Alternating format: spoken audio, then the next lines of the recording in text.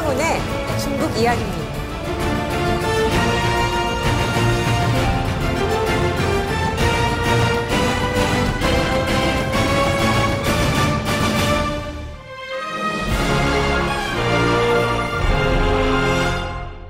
의협과 전공이 충돌 얘기를 좀 해야 되는 건데요. 지난주까지만 하더라도 의협이 나서가지고 이 문제를 원점으로 돌려서 우리 참 잘했지라고 하는 공을 가로채려고 했습니다만 전공이가 대놓고 의협 회장을 까버렸습니다. 네. 그리고 지네들끼리 이 일종의 간담회를 열어가지고요. 네. 자기들은 의협하고 같이 갈 수 없다. 우리는 그래도 계속해서 파업을 하겠다라고 하는 얘기를 해줬습니다. 그러니까 의협 회장쯤은 완전히 우습게 보겠다라고 하는 선언을 한 거죠. 국민의 분노가 폭발을 했고요. 의협과 전공이 간에 일종의 알력이 생기면서 지네들끼리 전화질 해가지고 서로 말싸움하는 녹취록이 공개되기도 했습니다.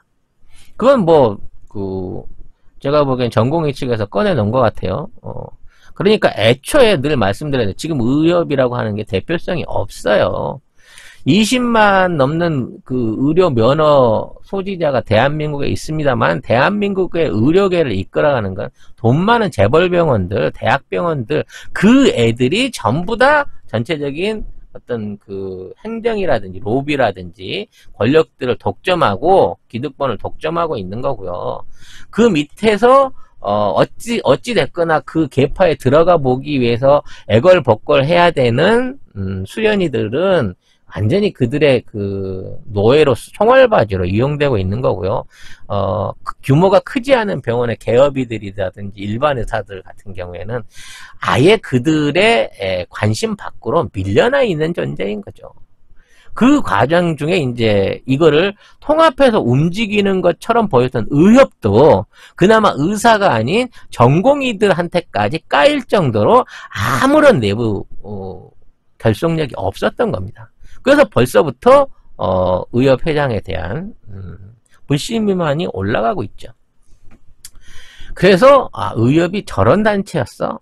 어쩐지 큰소리 치고 반국가적인 얘기만 하더니 결과적으로 돈 있는 주류 배경들한테서는 버림받았네 라고 하는 상황이 생겨버린 겁니다. 그러니까 앞으로 의협에 대해서는 신경 쓸 필요가 없는 거예요. 왜? 의사들 대부분이 의협에 대해서 불신임안을 선언했기 때문에 의협 회장은 현재 없다고 봐야 되는 겁니다. 이제 전공 의협이 회장, 실명은 거론하지 않겠어요. 해도 되나? 다 알지? 박모양. 어? 네. 난 처음에 남자인 줄 알았는데 여자더라고. 네, 근데 도대체 박모양의 배우는 누구냐라는 면에서 집중 조명을 받고 있는 거예요.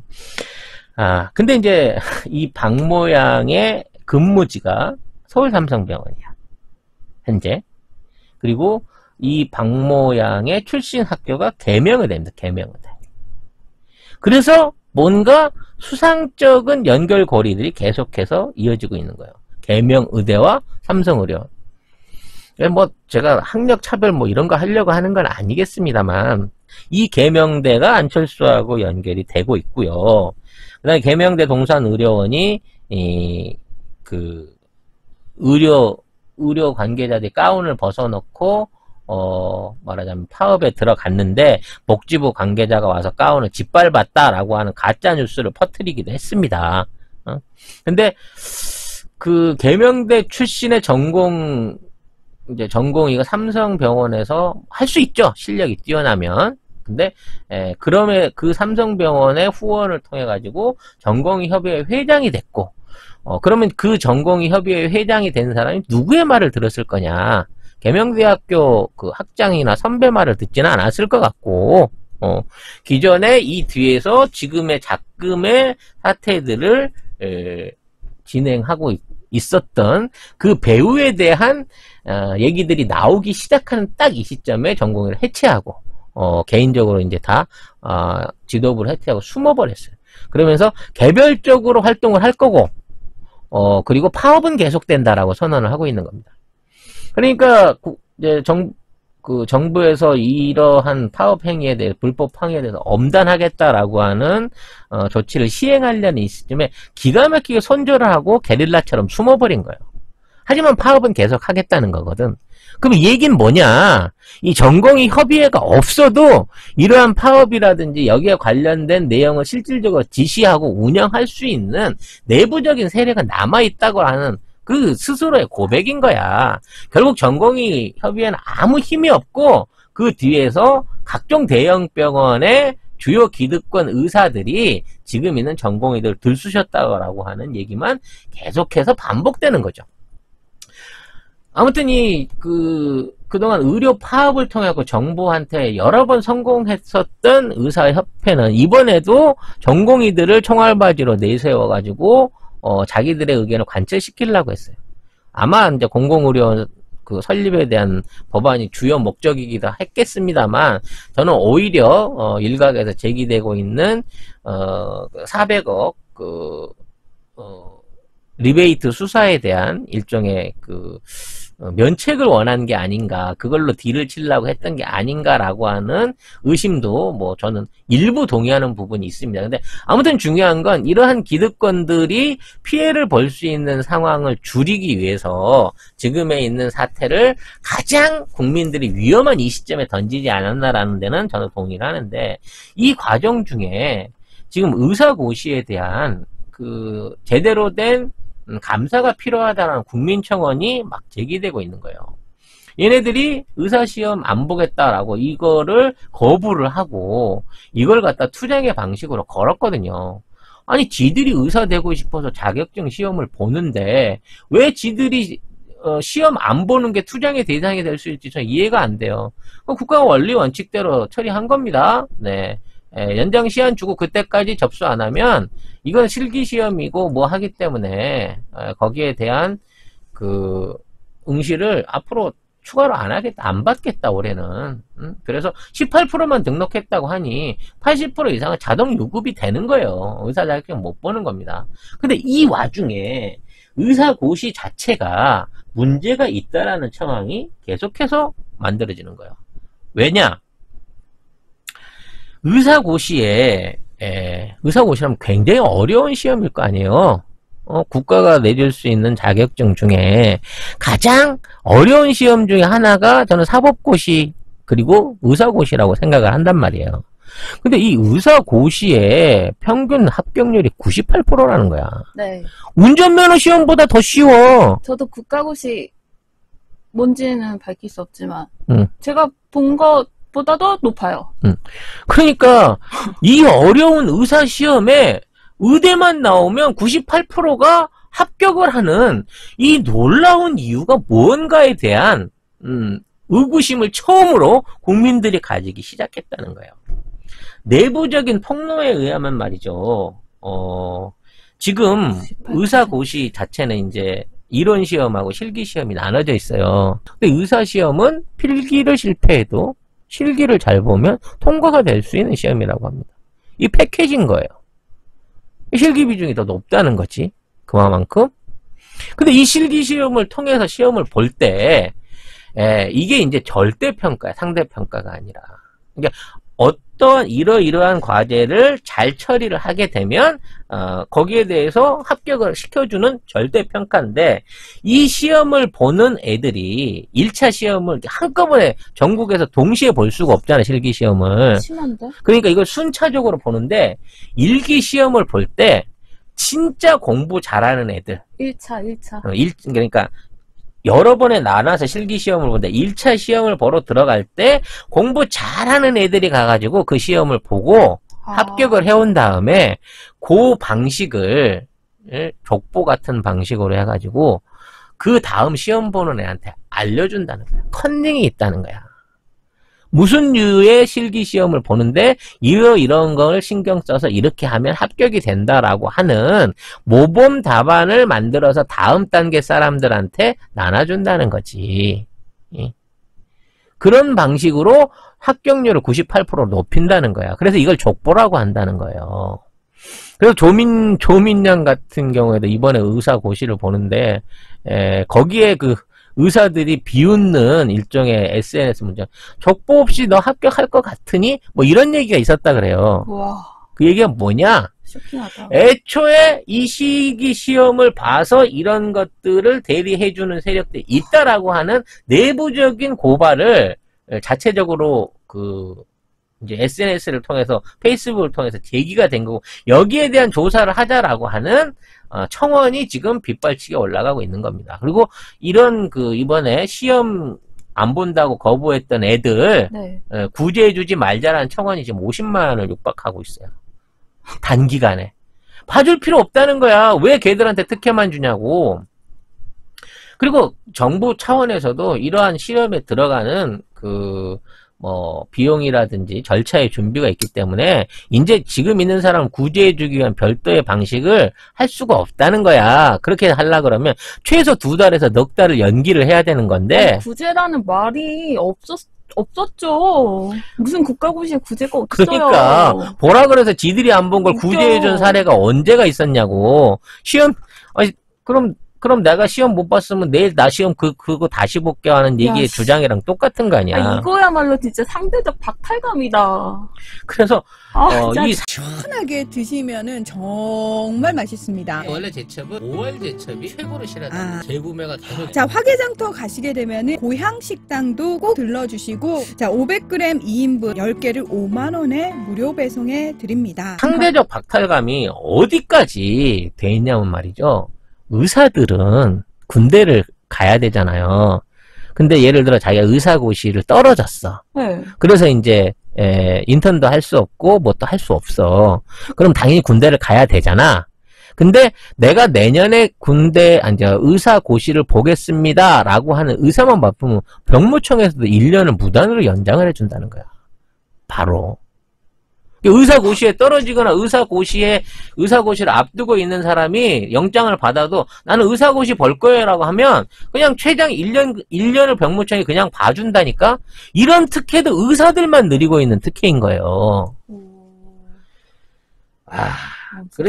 그러니까 지금까지 얘네들의 어떤 특혜나 선민의식 같은 게 쩔어 있었던 거고, 그동안 계속해서 국민의 생명을 담보로 하는 파업이라든지 이런 걸 통해 갖고 계속해서 이겨왔기 때문에 이번에도 이기고 말리라고 하는 이러한 정말 시대를 잘못 알고 함부로 이걸 갖다가 또 써먹다가 지네들의 지금 적폐의 본질만 막 드러나버리는 상황이라는 거죠. 진짜 소시오패스 같다. 아무튼 얘네들 구제해주면 안 됩니다. 그리고 얘네들 구제하는 대신에 공공의료원에 대한 법안들을 이제 다시 재상정해서 밀어붙여야 됩니다. 이제는 노골적으로 이 법안이라든지 이거에 대해서 활동해 줄 수 있는 대한의협이라는 단체가 없어졌어요. 불신임만으로 회장이 사라졌습니다. 또다시 대가리 박는 어떤 또라이 같은 의사가 나서가지고 다시 재구성을 할지 모르겠습니다만, 이제 더 이상 국민들은 의협을 믿지 않습니다. 그리고, 의사들의 본질을 본 이상 공공의료의 필요성에 대해서 국민들도 절실하게 깨닫기 시작했을 겁니다. 지난 6월 달에 프랑스에서는 의사와 간호사들이 코로나 상황에서도 대규모 시위를 벌였어요.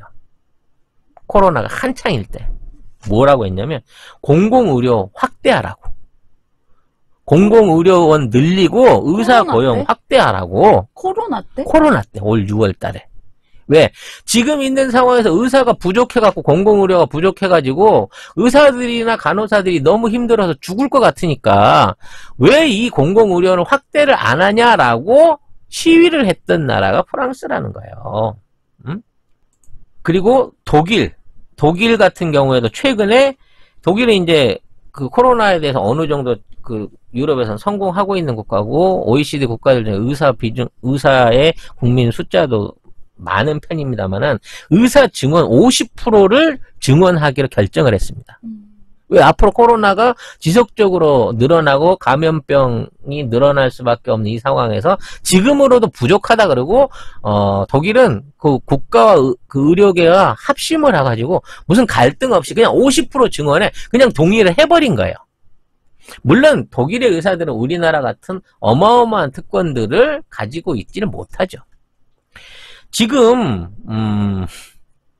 공공의대를 확대시키려고 하는 이유가 부잣집 자녀들이나 지방 지자체장이나 국회의원 자녀들 입학시키려고 하는, 낙하산 입학시키려고 하는 꼼수다라고 의사협회는 또 주장을 하고 있습니다. 북한에 보내려고 한다 그랬죠. 아니면 그 사람들 나중에 서울로 올라와가지고 돈 벌어먹으려고 그 주장했었죠. 지금은 불법으로 의사를 막 늘려가지고 특혜를 통해갖고 의사 입학에 대한 특혜를 주기 위한 수작이다라고 주장을 하면서 말도 안 되는 공공의료 반대 의견을 꺼내놓고 있어요. 제가 이번에 이 시위를 보면서 생각한 게 있는데요. 이분들 일단은 자기들이 주장하는 바를 좀 정리를 좀 제대로 했으면 좋겠어요. 저는 그 의사고시에 합격하는 율이 98%란 예를 듣고 저는 이게 절대 시험이 아니라는 생각이 듭니다. 아니, 말을 똑바로 못하면 엑셀로 정리를 하든가. 한 50% 정도 합격해야 이게 제대로 된 자격증이고 어떤 고시이지. 사실 정말 맞아. 생명을 다루는 의사라고 하면요, 탑을 뽑아야 돼요. 맞아. 미국도 의대생의 의사고시 합격률이 50%를 넘지 않습니다. 제일 개방돼 있는 나라인데도 그래요. 실질적으로 의사가 제대로 된 자질을 갖고 공부를 잘했느냐를 확인하기 위해서는 철저한 검증이 필요한 건데 98%가 합격이라뇨. 그것도 노골적인 족보와 컨닝을 통해 가지고. 간호사 면허도 되게 따기 힘들어요. 맞아요.